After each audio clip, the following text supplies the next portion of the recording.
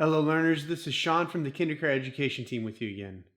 Today we're going to learn about a scientific process of design and reiteration. And reiteration is where you take an idea or a concept, you develop a prototype, you rework on it, you get feedback, you test it, and you just constantly improve over time. That's how we've gotten a lot of technology and advancements where we are today from when they first built the computer that took up an entire room years ago. So the first concept that we're going to talk about is the design cycle itself. So the design cycle is a 5-step cycle. We start with explore, which is the sheer exploration and thought and no limits, no holdback idea creation portion of science and engineering and developing solutions. You can use this in any problem, whether you're wanting to write and you're exploring solutions, whether you're doing science and you're exploring ideas. It's anything that you're working on where you're creating a solution, you're exploring the concept, and you're throwing all rules out and saying, in a perfect world, if I could do anything I wanted, this is what I want to do.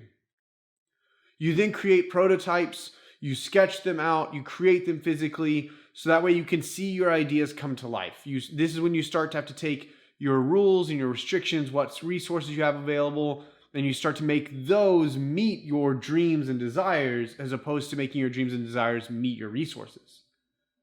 Once you have created a prototype, you're going to share that prototype with somebody that you trust, and you're going to get feedback from that person. And it's going to let you know where it works, where it doesn't, what they might do differently. It's going to let you absorb new ideas, new observations. And then you hit the redesign process of the cycle. And the redesign process is where you take all the feedback, all the ideas, any testing and trial that you've done. You're going to take all that information and you're going to make adjustments to your design to make it better. Finally, you're going to take your new design, your new adjustment, you're going to share it again. You're going to get new feedback. You're going to say, this is what I've used from your feedback. This is what I didn't and why, or this is how I've changed things because of your feedback. And you're going to receive a new round of feedback. So they might have adjustments, or they might say, this is perfect, let's use it. You're just going to get that extra layer of information, of feedback. It's going to really give you a chance to practice sharing information, speaking, explaining ideas and concepts, which is really a high-level task. Because it's one thing to do a simple math problem, step 1, step 2. It's a totally different thing to be able to explain why you followed step 1, step 2, and why you reached your outcome. And that's really where you take a repetition of knowledge and turn it into a true depth of knowledge. So for today's example, we are going to address a problem that is going to be, I have a spring, it's summer, I have a lot of birds coming out of the yard, so I want to create a bird feeder that is going to keep the food safe, and it's going to keep it away from water so it's not wet, and this way we can actually hang the bird feeder and I can see what kind of birds are visiting the yard. We're going to start from a drawing phase and we're going to transition all the way into building and then make adjustments to that build. You can use a variety of supplies, and I'll talk about some of those during the process of building the bird feeder.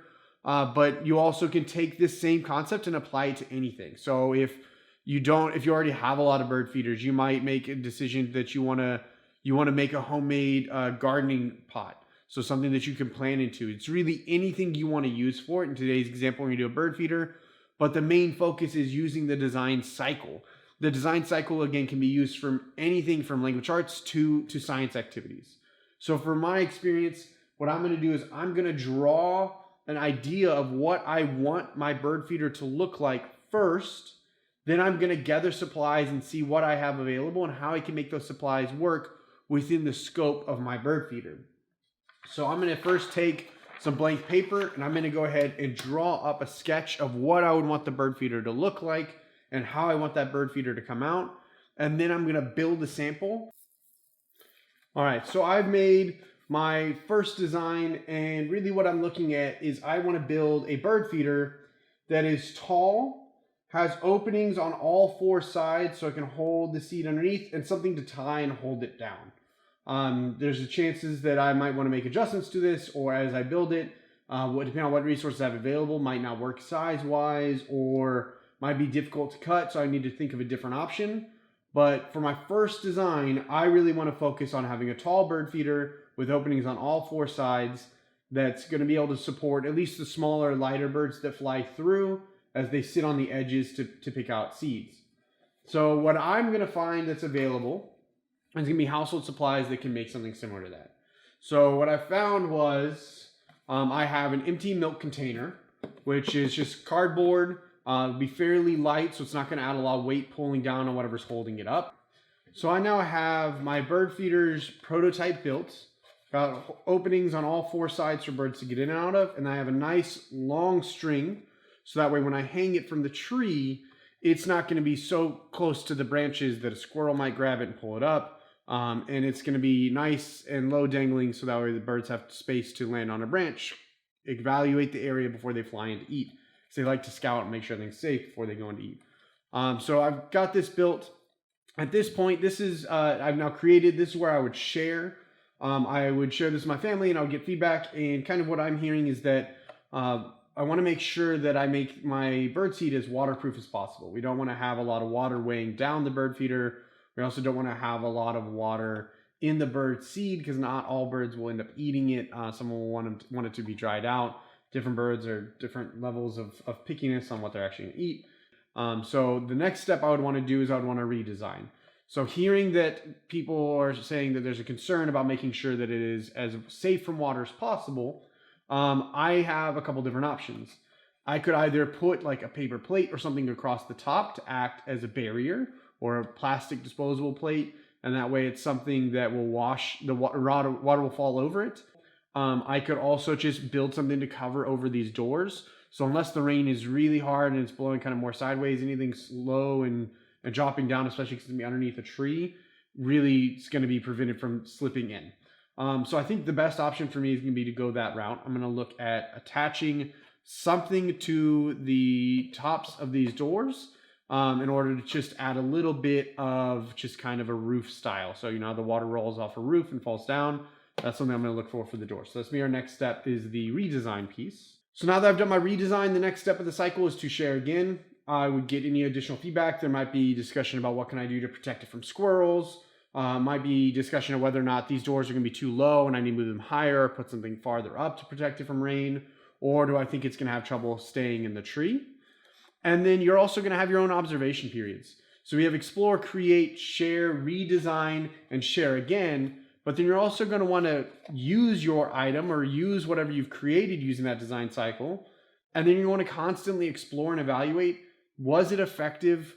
Is there something that you're noticing not happening? If you put food in there and it's only slowly going down, then maybe if there's not enough space, you might attach a wood stick, art and craft stick to the bottom so there's something for the birds to sit on.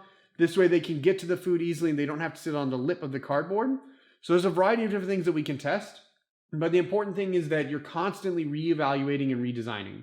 Again, with this design cycle, you can use this on anything from a science project to an art project to a crafts project or to even writing a story. So if you want to write a story, you're going to explore it, you're going to create an idea, you're going to share your idea, you're going to redesign it, you're going to share again. So there's a lot of different options you can use in this type of activity. And the important part to take away is that it's all based off feedback, evaluation, and adapting your work and your design based off that feedback. As always, thank you for coming to hang out with us again today. Make sure that you follow us on Facebook and Instagram for regular learning activities. If you're doing any of the activities below, share them with the hashtag KinderCare or in the comments underneath. This way we can see all the learning still happening at home, and we hope you're having a great day.